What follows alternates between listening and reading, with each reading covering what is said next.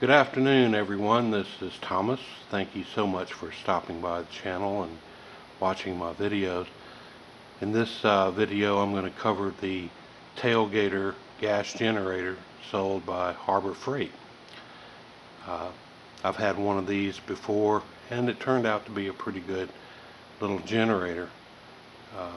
So before I get to the unboxing of it and everything, a couple of things I want to point out. One is that there are basically two Chinese companies that manufactured this very same product. They look very much the same. They produce the same electricity and everything. But one of the Chinese companies tends to have about half a concern about the quality of their product. The other company doesn't care whatsoever. They're not concerned about quality control in the least single bit. How do you tell the difference? Well, it's actually pretty easy, and I'll show you. Okay, I certainly hope you can see this, but in the upper corner on one of the sides of the boxes, you will see a model number.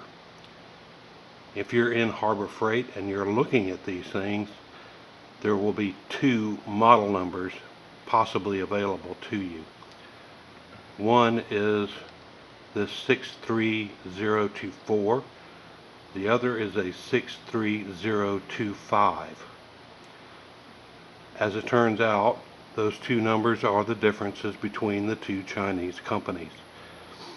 The 63024 is the company that gives half a care about what they produce.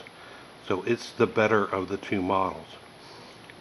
So if you cannot find a 63024, if you can hold out till they get some in stock, I personally would probably do that, because the 63025 has been known to have some problems, and there are videos out there on YouTube that you can look up and see the differences between these two companies. I would strongly urge you to go out and look for them to see the physical differences themselves.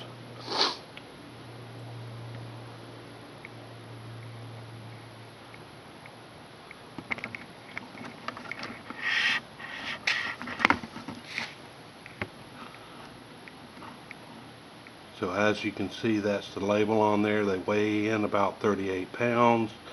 I'm sure that's without gasoline in it. So it's not lightweight, but it's certainly portable. Just read all the instructions that come with it, and you shouldn't have a problem. Anyway, I'm going to go ahead, unbox this thing, and we'll take a look at what comes with it.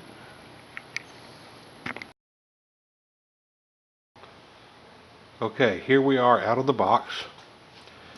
There's no big deal with unboxing a generator or something like this, so I didn't figure you guys would want to see it. This particular model comes with the handle. There's some screws and some little bushings in there, mounts for it.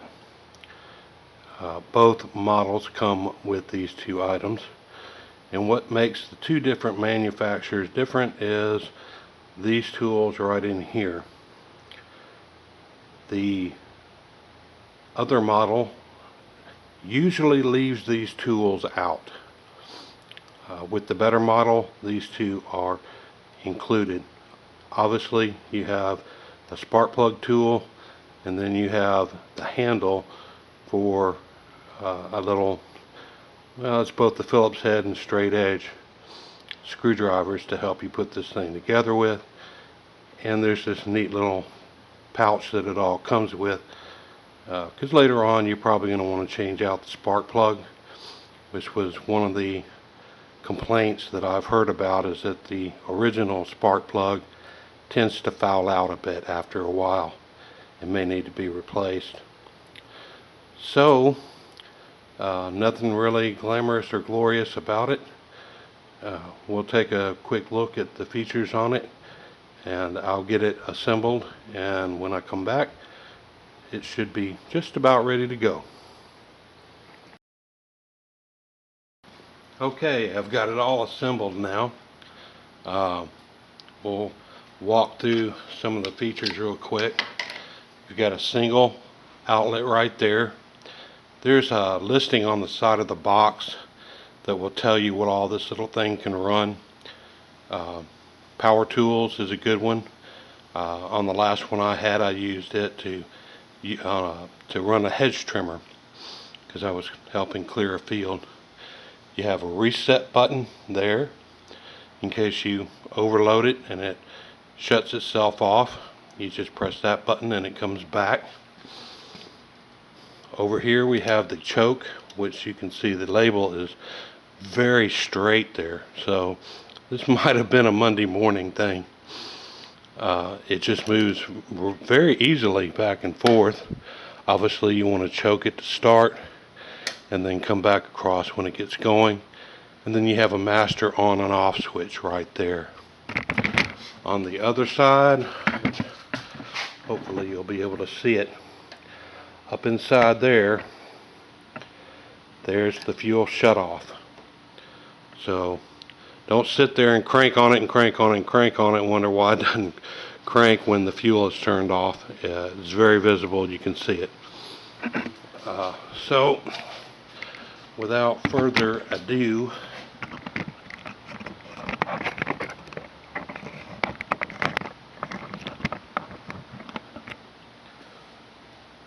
alright, let's crank this thing up now and see what it sounds like. I have already put the fuel in it. It's very straightforward. It does have a strainer in it with some kind of bobble thing in it. I'm not sure what it's all for, but it does have a strainer in it in case you have some grody stuff in your gasoline. I'm going to choke it. I'm going to turn it on.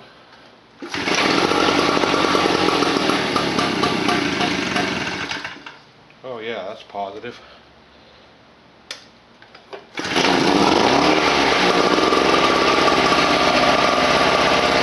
Wound up not needing the choke.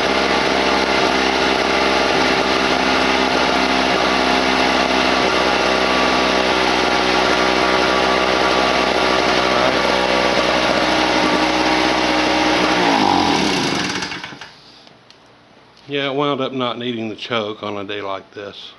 And I guess the gasoline had plenty of time to get down in there. The fuel is a mixture. It's a fuel oil mixture like any other two-stroke. This is a two-stroke engine. I don't know if you see in the background that I have my chainsaw back there, so I've always got plenty of two-stroke oil and gasoline with me wherever I go. But you do have to mix it. I was a little bit surprised that the pull start was as easy to pull as it is. Not hard to start at all. As you can see, it cranked right up, so I must have gotten a good one. It does come with the manual that we both know that neither one of us are going to read because I didn't read it.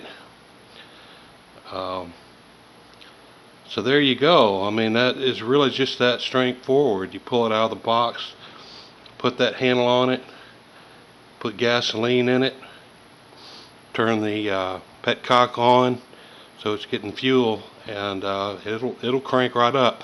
It might take a few times, you know, just for it because it is new. And I'm pretty sure there's a break-in period for the engine. Not sure what it is. I put my other one straight to use and didn't worry about break-in period. There's no oil obviously to add, so I think I'm going to enjoy it.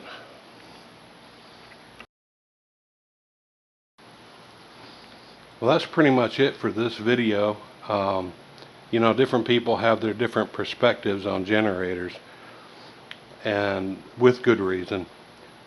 Most of these generators that you buy out of the box stores, either this particular one or a larger one, are really not meant to run 24/7, 365.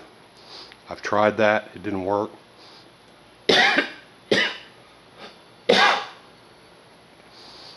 But they do make a good kind of a safety net, if you will, for in case of an emergency.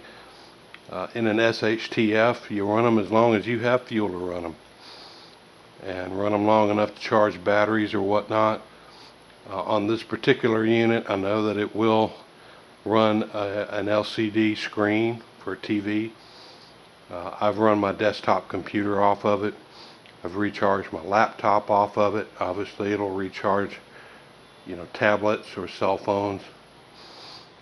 It'll recharge that battery that you see in the background. I do have a battery charger. I do have to put it on the 2 amp setting on the charger, because this thing doesn't really have that many amps. It's a 6.5 amp. So if you put it on 10 amp charge, it's going to pop your reset button, but it will charge it. That battery, of course, goes to the 55-gallon tank with that Harbor Freight pump on it. So, you know, it can cover your tail in a worst case scenario, and it's meant for emergencies. It's meant to, probably in SHTF, to make a transition from full grid to off grid with no electricity a little more easier. It might buy you a couple of days. So thank you for tuning in. Thank you for watching. If you're not subscribed, please subscribe. Hit the like button. And I certainly hope you have a very blessed, wonderful afternoon. Thank you for watching.